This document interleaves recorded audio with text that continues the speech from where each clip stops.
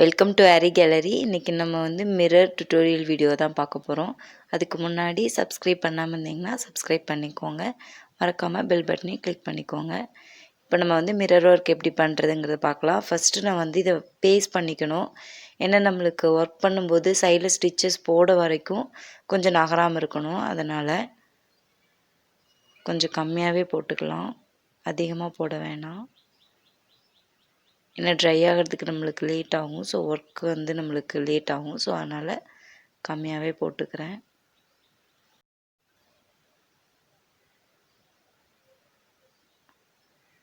So இது try ஆக வரைக்கும் கொஞ்சம் வெயிட் பண்ணலாம். நான் கொஞ்சம் லைட்டாக ட்ரை ஆன உடனே ஸ்டார்ட் பண்ணிடுறேன். கொஞ்சம் ஏன்னா நம்மளுக்கு டைம் இல்லையா. ஸோ அதனால் எப்பயும் போல் நம்ம அந்த மிரரை சுற்றி ஸ்டிச் எடுப்போம் இல்லையா. நம்ம நார்மலாக போடுற செயின் தான் இது. ஒன்றும் ஒரி பண்ணிக்க வேண்டிய அவசியம் இல்லை. நம்ம லாங் செயின் போடுறோம், அவ்வளோதான். போட்டுட்டு பக்கத்துலேயே ஒரு ஷார்ட் செயின் போடாமல் அப்படியே எடுத்துகிட்டு போயிட்டு மறுபடியும் லாங் செயின் சேம். அதாவது ஸ்டிச்சஸ் ஒன்றோட ஒன்று வந்துட்டு நம்மளுக்கு ஒட்டி இருக்கணும். ஸோ அதனால் அந்த மாதிரி போடுறோம். க்ளூ இன்னும் ட்ரை ஆகலை. ஸோ அது லைட்டாக நகருது. ஸோ நீங்கள் நல்லா ட்ரை ஆனதுக்கப்புறம் ட்ரை பண்ணுங்கள். இப்போ நல்லா ட்ரை ஆகிடுச்சு. மறுபடியும் ட்ரை பண்ணலாம்.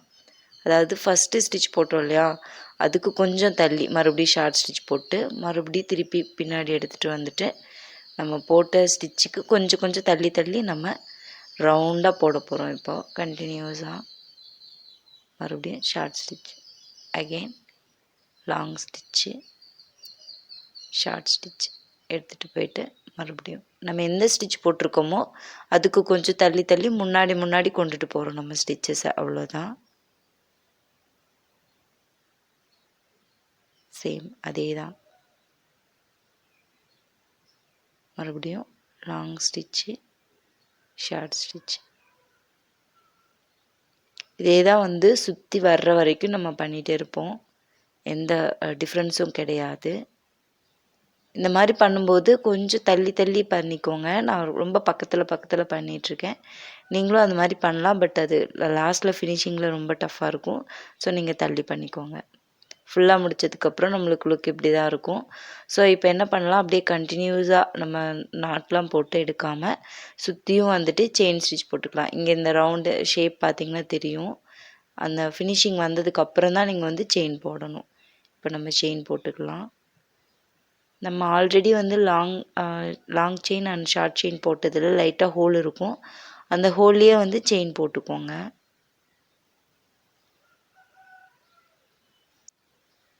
சுற்றியும் ஒரே மாதிரி அந்த ஹோல் கிட்டேயே ஒட்டியே போட்டுக்கோங்க. அப்போ தான் உங்களுக்கு பர்ஃபெக்டாக இருக்கும். ஆக்சுவலாக இந்த ரவுண்ட் ஷேப் வந்து நம்மளுக்கு நம்ம பர்ஃபெக்டாக பண்ணால் தான் வரும். கொஞ்சம் மாற்றி பண்ணினோம் அப்படின்னாலும் கண்டிப்பாக வராது. கொஞ்சம் தள்ளி தள்ளி எடுத்துக்கிட்டிங்கன்னா ஸ்டிச்சஸ், அதாவது லாங் ஸ்டிச் போடுவோம் இல்லையா, அது கொஞ்சம் கரெக்டாக தள்ளி தள்ளி எடுத்திங்கனாவே உங்களுக்கு பர்ஃபெக்டாக அந்த ரவுண்டு வந்துடும். சென்ட்ரல்லையும் சரி, அவுட்லைன்லேயும் சரி. இப்போ நம்ம நாட் போட்டு முடிச்சுக்கலாம். அஸ் யூஷுவல் நாட் போட்டு முடிச்சுட்டு இப்போ நெக்ஸ்ட்டு வந்து இதை சுற்றி நம்ம வந்து டெக்கரேட் பண்ண போகிறோம். ஆக்சுவலாக வந்து எப்பயுமே ஒரு மோட்டிஃபில் போடணும். ஸோ அந்த மெத்தடில் தான் நான் வந்து ஃபாலோ பண்ணிகிட்ருக்கேன். ஸோ அதனால் இது ஒரு ஜம்கா டிசைன் மாதிரி ஃபாலோ பண்ணலான் இருக்கேன். ஸோ இதை சுற்றி ஃபஸ்ட்டு சுகர் பீட்ஸ் கொடுத்துக்கலாம். எப்பயும் போல் 2 சுகர் பீட்ஸ் கொடுப்போம் இல்லையா, சேம் அதே மாதிரி.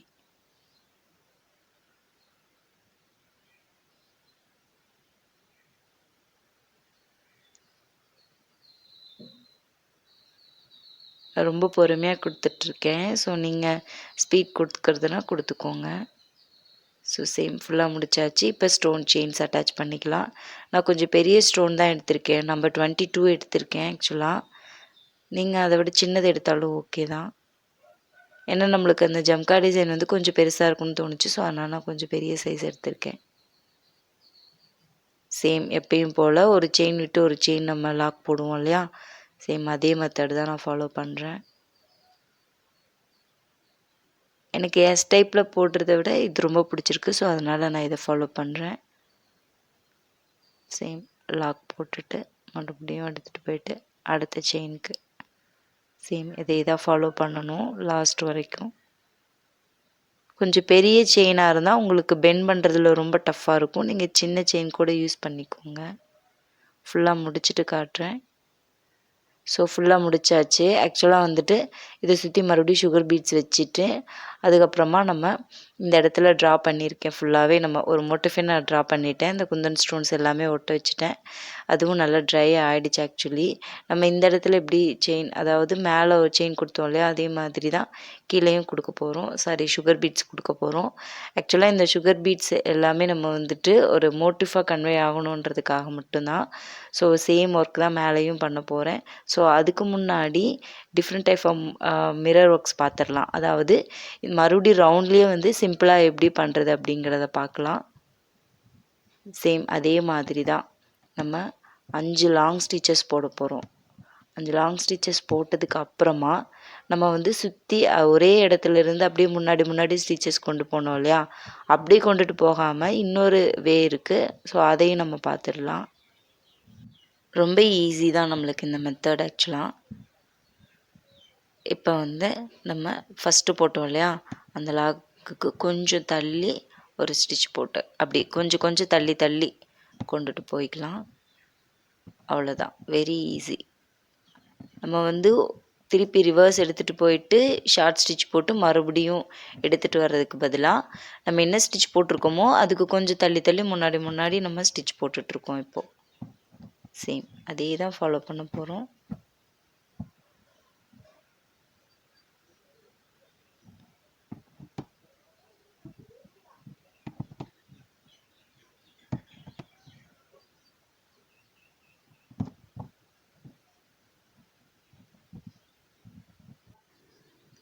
சேம் இதே ஃபாலோ பண்ணாவே நம்மளுக்கு வந்துட்டு ஃபுல்லாக அந்த ரவுண்ட் ஷேப் கிடச்சிரும். பட் நம்ம அந்த ஸ்டிச் போடுறோம் இல்லையா, அந்த லாங் ஸ்டிச் பர்ஃபெக்டாக நம்ம போடுறோமான்னு பார்த்துக்கணும்.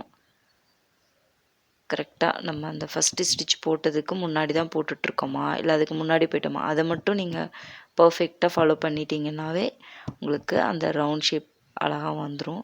இப்போவே கிட்டத்தட்ட உங்களுக்கு தெரியும் அந்த ஸ்ட்ரக்சர். சேம் அதை மட்டும் கொஞ்சம் கேர்ஃபுல்லாக பார்த்து பண்ணிவிடுங்க.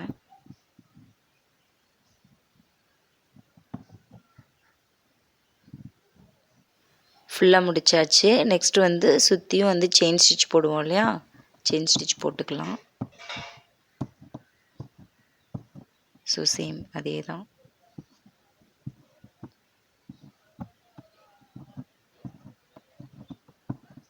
பட் கண்டிப்பாக வந்து சுற்றியும் போட்டதுக்கப்புறம் நம்ம செயின் ஸ்டிச் கண்டிப்பாக போட்டே ஆகணும். ஸோ அதனால் கண்டிப்பாக போட்டுருங்க மறக்காமல். இதில் அவ்வளோவா ஹோல் இருக்காது, ஏன்னா நம்ம ஷார்ட் ஸ்டிச் போடுறது இல்லையா. ஸோ அதனால் இதில் அவ்வளோ ஹோல் இருக்காது. சுற்றி நம்ம போட்டாச்சு. இப்போ நெக்ஸ்ட்டு நம்ம இந்த மாதிரி ஸ்கொயர்ஸ் இந்த மாதிரி ஷேப்புக்கெல்லாம் எப்படி பண்ணுறது அப்படிங்கிறத பார்க்கலாம். ஆக்சுவலாக இது ரொம்ப ஈஸி. நம்ம வந்து ஷார்ப்பாக அந்த ஷார்ப் எட்ஜ் இருக்கு இல்லையா, அங்கேருந்து நம்ம ஸ்டார்ட் பண்ணிக்கலாம். ஒரு ஸ்டிச் போட்டு மறுபடியும் அதுக்கு ஒரு லாக் போட்டுட்டு மறுபடியும் ஆப்போசிட்டில் ஒரு ஸ்டிச்சு, லாக் ஸ்டிச்சு, மறுபடியும் எடுத்துகிட்டு வந்து கொஞ்சம் நூல் தெரியுது. ஆக்சுவலாக அது ரொம்ப ஷார்ட் அப்படின்றதுனால தெரியுது நூல். ஸோ மறுபடியும் ஸ்டிச்சு, மறுபடியும் ஒரு ஷார்ட் ஸ்டிச், மறுபடியும் ஒரு செயின், அப்புறம் மறுபடியும் ஒரு ஷார்ட் ஸ்டிச். அதுக்கு முன்னாடி நம்ம இந்த சென்டரெல்லாம் கொஞ்சம் பாயிண்ட் பண்ணிக்கோங்க. ஆக்சுவலாக நான் வந்து பாயிண்ட் பண்ணலை, உங்களுக்கு இருந்தாலும் பாயிண்ட் பண்ணி காட்டுறேன். இந்த மாதிரி சென்டர் ஃபுல்லாக பாயிண்ட் பண்ணிக்கோங்க. அதுக்கு ரீசன் இருக்குது. ஆக்சுவலாக அந்த சென்டர்லேருந்து நம்ம டேர்ன் பண்ணிவிடுவோம். அந்த டேர்ன் வந்து கண்டினியூஸாக பண்ணுற மாதிரி இருக்கும். நம்ம நாட் போட்டு எடுத்துக்கிட்ட வேண்டியதில்லை, நம்ம கண்டினியூஸாக பண்ணுற மாதிரி இருக்கும். அது எப்படிங்கிறத நான் உங்களுக்கு சொல்கிறேன். அந்த பாயிண்ட் வந்ததுக்கு அப்புறமா அப்படியே அடுத்த எட்ஜோட ஷார்ப் எட்ஜு கொண்டுட்டு போயிடணும். அதாவது அடுத்த பாயிண்ட்டோட ஷார்ப் எட்ஜு கொண்டுட்டு போயிட்டு மறுபடியும் செயின், மறுபடியும் ஷார்ட், மறுபடியும் செயின் போட்டு அதுக்கு ஷார்ட் ஸ்டிச் போட்டு ஆப்போசிட். சேம் அதே ப்ராசஸ் தான்.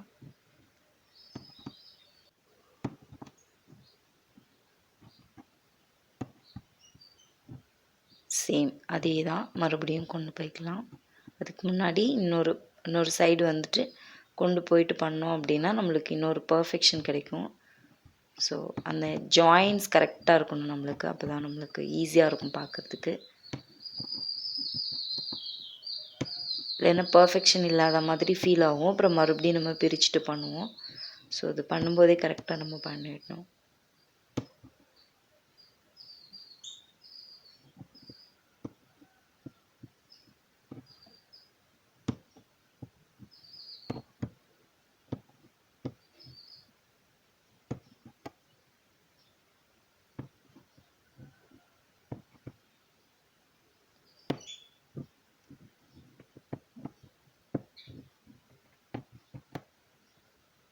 ஒன்ஸ் அகெயின் அது ஜாயின் ஆயிடுச்சான்னு பார்த்துட்டு அதுக்கப்புறம் நம்ம கொண்டு போய்க்கலாம். ஃபுல்லாக கம்ப்ளீட் பண்ணியாச்சு. இப்போ பார்த்திங்கன்னா தெரியும் அதனுடைய, அதாவது நம்ம என்ன டைப்பில் போட்டாலும் அந்த ரவுண்ட் ஷேப் அண்ட் அந்த ஸ்கொயர் ஷேப் வந்து நம்மளுக்கு கிடச்சிரும். ஸோ இதே மாதிரி நீங்களும் ட்ரை பண்ணுங்கள். மிரர்ஸோடைய டிஃப்ரெண்ட் டைப்ஸ் ஆஃப் ஸ்டிச்சஸ் இவ்வளோ தான். இதுக்கு மேலே நம்ம வந்துட்டு பீட்ஸ் யூஸ் பண்ணியும் அவுட்லைன் கொடுத்துக்கலாம். இப்போ நெக்ஸ்ட்டு வந்து நம்ம மோட்டிஃப் பார்க்கலாம். நான் மோட்டிஃப் சொல்லியிருந்தேன் இல்லையா, ஸோ அந்த மோட்டிஃபை பார்த்துடலாம். இப்போ வந்து சுகர் பீட்ஸ் வச்சு அதுக்கு அவுட்லைன் கொடுக்க போகிறோம். பட் இது வந்து எப்படின்னா, நான் உங்களுக்கு ஆல்ரெடி சொன்ன மாதிரி நான் ஒரு மோட்டிஃபாக கன்வே பண்ணணும் உங்களுக்கு அப்படின்றதுனால தான் ஸ்டிச்சஸ் வந்து இந்த மாதிரி ஒரு ஜம்கா டிசைன் போட்டிருக்கேன். பட் மேக்ஸிமம் வந்து நம்ம ஜம்கா டிசைனில் இந்த மிரர் யூஸ் பண்ணுவோமா அப்படின்னா தெரியல எனக்கு ஆக்சுவலாக. பண்ணியிருக்கேன், பட் பீட் அவுட்லைன் கொடுத்து நான் பண்ணியிருக்கேன். எப்படி கொடுத்தா நல்லாயிருக்குமா என்னன்னு தெரியல. பட் அதனுடைய சஜஷன்ஸ் நீங்கள் தான் கமெண்ட்ஸில் சொல்லணும். ஸோ 2 பீடாக அட்டாச் பண்ணிக்கலாம் எப்பயும் போல். ஸோ அந்த டேர்ன்ஸ் வந்துட்டு நம்மளுக்கு அது கொலாப்ஸ் ஆகாமல் நீங்கள் பண்ணிக்கோங்க. ஈஸியாக தான் இருக்கும் ஆக்சுவலாக பார்க்குறதுக்கு. ஸோ இது ஃபுல்லாக சேம் அதே தான் கொடுக்க போகிறேன். இந்த உள்ளே இருக்க ரவுண்டுக்கும் அதே தான். ஸோ முழுசாக கம்ப்ளீட் பண்ணிவிட்டு காட்டுறேன்.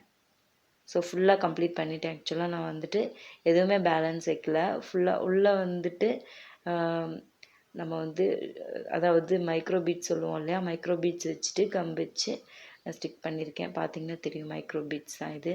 வேறு எந்த ஸ்டிச்சஸும் கிடையாது, டிஃப்ரெண்ட் ஸ்டிச்சஸ். அது இன்னும் ட்ரை கூட ஆகலை. ட்ரை ஆனதுக்கப்புறம் அதனுடைய ஃபுல் லுக் வந்து உங்களுக்கு தம்ப்நெயிலில் தெரியும்.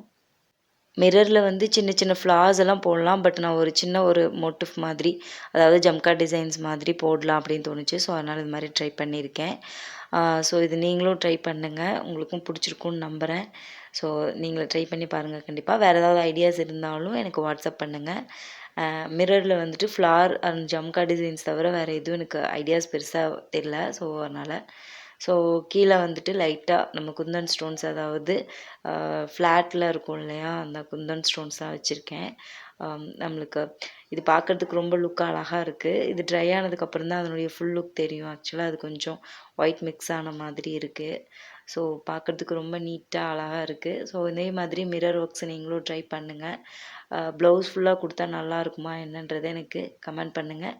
லைக் பண்ணுங்கள், ஷேர் பண்ணுங்கள், மறக்காமல் சப்ஸ்கிரைப் பண்ணுங்கள். தேங்க்ஸ் ஃபார் வாட்சிங்.